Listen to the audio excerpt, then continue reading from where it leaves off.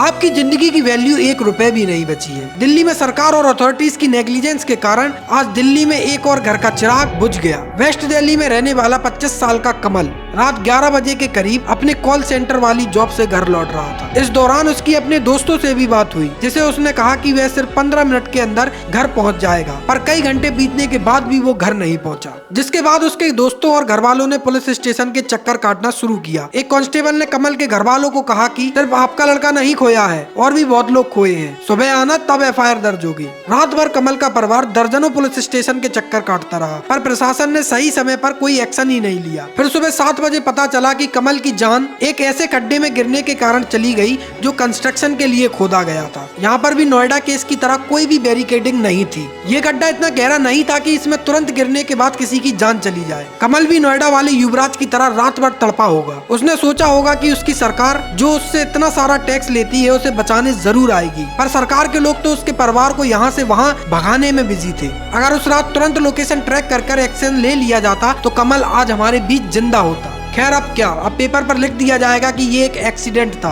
पर मैं डंके की चोट पर कहता हूँ कि ये सरकार और अथॉरिटीज के द्वारा किया गया मर्डर है। क्या फायदा इतना टैक्स देने का जब इनसे गड्ढे और नाली भी ठीक से नहीं ढके जाते। अब ये मत सोचना कि यहाँ सिर्फ एक पार्टी जिम्मेदार है। बेंगलुरु में भी पोटोल्स के कारण 26 साल के लड़के की जान चली गई।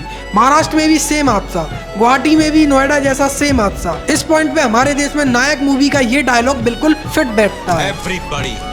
सबके सब चोर हैं साले। इन हादसों को सुनकर बैठे मत रहो। इस वीडियो को जितना हो सके उतने ज्यादा शेयर और रीशेयर करो। अपनी सरकार को चिल्ला कर बताओ कि टैक्स का पैसा खाना बंद करे और एक्चुअल काम करने पर फोकस करे।